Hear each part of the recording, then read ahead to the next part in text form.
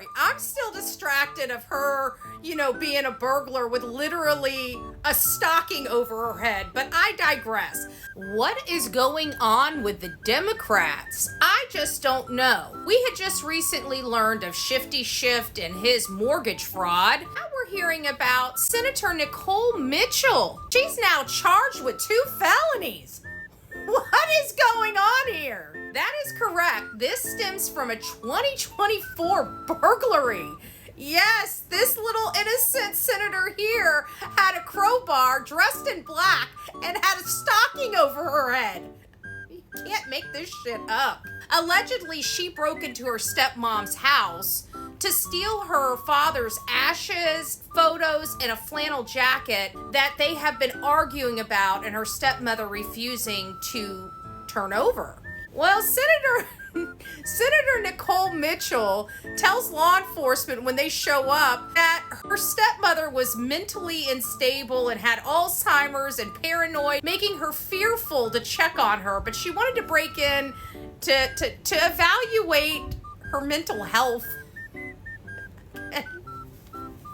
I don't know what to say. I'm trying to hold my shit together. Like, at this point, I just want somebody to create me a video where we can just put like the stocking over her head, because I'm still trying to figure out this lady looking like, one of the criminals in Shawshank Redemption coming into somebody's house, and she's like, wah! And law enforcement's like, ha ha, chink chink. Anyways, let me know what you think. How much time should she get?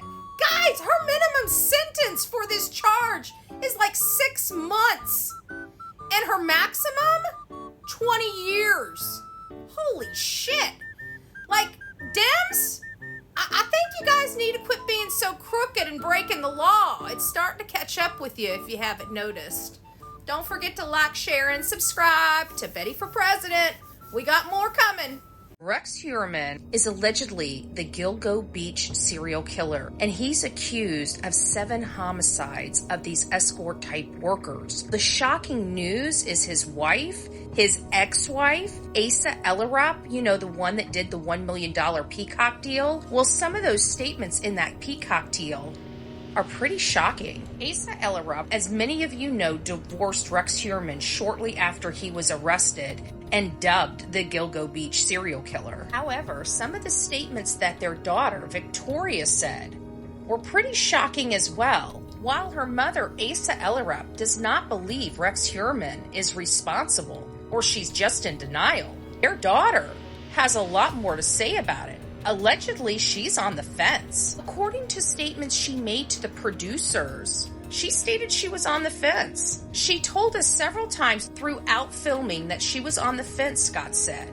A lot of it has to do with the fact that all of it happened when she was much younger, and as prosecutors have laid out in every indictment, the family was out of town every time one of those alleged crimes happened. So she just didn't know. She didn't see it.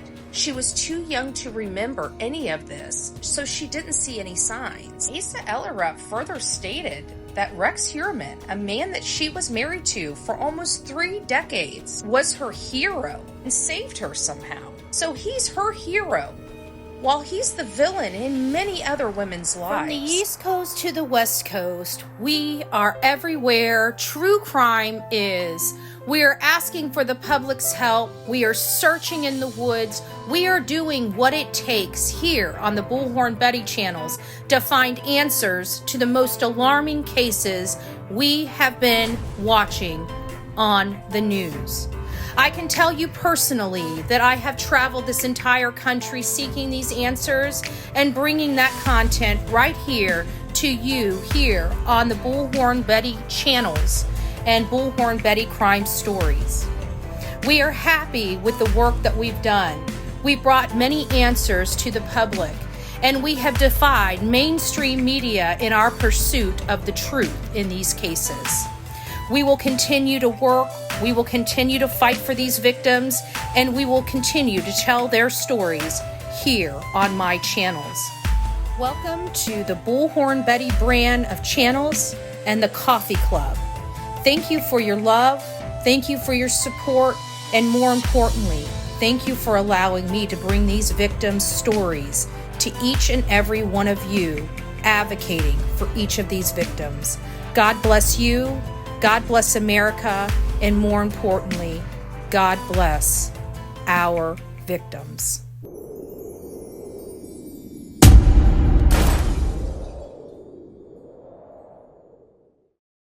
We have breaking news right now coming out of Wisconsin about this graduate student that is missing. This is Elliot Hines, and she was walking home around 3 o'clock in the morning to 3:30 in the morning alone, heading toward her home. According to her family, she never made it. So she was at a bar. She left the bar and she was seen at the 500 block of Frontage Street South. And I'm believing that the university may be her home. However, her family is very, very concerned. Nobody has seen her. Nobody has heard from her. And if you notice, it's starting to have some hallmarks of Riley Strain. Look how close her path of travel is to the Mississippi River. Did something happen? Did she take a wrong turn? Or did she meet with foul play? Again, this is Elliot Hines. No one has seen Elliot in days. Her family is completely scared, and she is a local university grad student in La Crosse, Wisconsin. If you have any information, please reach out to law enforcement at your earliest convenience. This is Elliot Hines. Do y'all remember Belinda Gray? Belinda Gray is Lily and Jack Sullivan's paternal grandmother, their father's mother. Many of you have been following this case since the beginning, much like myself. This is Lily Sullivan and this is Jack Sullivan. Lily is 6 years old and Jack only 4 years old. And they disappeared at the same time, which is highly unusual and defies logic. Lily and Jack disappeared from their trailer in Lansdowne Station, Nova Scotia, Canada, and has not been seen since May 2nd, allegedly. Daniel's mother, Janie McKenzie, has been speaking to local media and discussing what happened the day the children disappeared. Many people like me were kind of suspect in some of the statements that she made. But overall, I believed much of her story, but still feels like she's holding back and hiding certain details that will lead to what happened to Lily and Jack and where they may be. Now circling back to Belinda Gray, she had some things to say about Janie's statements. Check this out. Let me know what you think. I'm going to go back to Belinda now. After you just said that, Belinda, your thoughts there, what Charmaine said, or anything else you wanted to bring up here? There is one more thing that I did want to bring up. I've had into the group chat there, that private group chat, when I listened to Janie, and I heard a few people say that they thank her very much and they're sure that I would thank her too for being their grandmother. And I'd have to say it really struck a chord in me that it's really, really hard to put into words. Okay. I see Janie's pain. I believe her pain is real. Her world has been tipped over. I see that. I know that. I do not thank her. I'm sorry. I heard this woman actually complain about Lily and Jack. I heard this woman say that she didn't need pictures of them because they were living there. I heard this woman say that she doesn't know anything that goes on over in that trailer. She minds her own business. Well, I know CPS was investigating. I've been shown pictures of Jack with black eyes. There's pictures of him with marks on his chin. CPS doesn't come because of learning disabilities. That much I do know. So CPS was there for something else. So no, I do not thank Janie. I'm sorry. But I don't. Thank you. I knew about that. I'm glad you spoke up about that. I just found out about that. found out about that a couple days ago. Oh. You know, I'll be honest, Belinda, up until you just brought it up, it's the only reason why I remembered that I had heard about that. But to me, it was just something I remember hearing. Someone put it somewhere, and I want to say it was something to do with a family member, but it wasn't one of those things, and I kind of forgot about it up until you just reminded me now. And I'm so sorry. Can you explain why Janie left out Lily having a black eye in all of her interviews just days before she disappeared? According to Daniel Martell, there is some shocking information. That is correct. Last night on It's a Shaming Crime, new revelations came out about the Lily and Jack case, and they are heartbreaking. Many of you know Lily and Jack disappeared together on May 2nd and have not been seen or heard from since. They disappeared from Lansdowne Station, Nova Scotia, Canada. It's a Criming Shame, which is a YouTube channel, was discussing the case of Lily and Jack and their disappearance, and Daniel Martell chimes in when we're hearing about Belinda's statements. Belinda is the paternal grandmother to Lily and Jack Sullivan and doesn't know what happened to them, but she does believe that they've lost their life. In my last video referencing this case, we discussed some of the statements that Belinda had made in response to Janie's latest interview.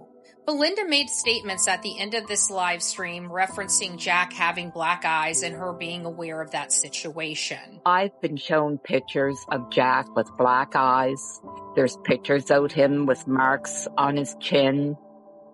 CPS doesn't come because of learning disabilities. Well, during this broadcast, Daniel is responding to some of the allegations Belinda made. He states, Lily is the one that gave Jack the black eye. And he further says, believe it or not, Lily had a black eye from Wednesday, 2 days before the disappearance. A Tonka truck swung up and hit her in the face at Patty's house. She pushed down on it when it was going around on the floor. Patty's to do laundry.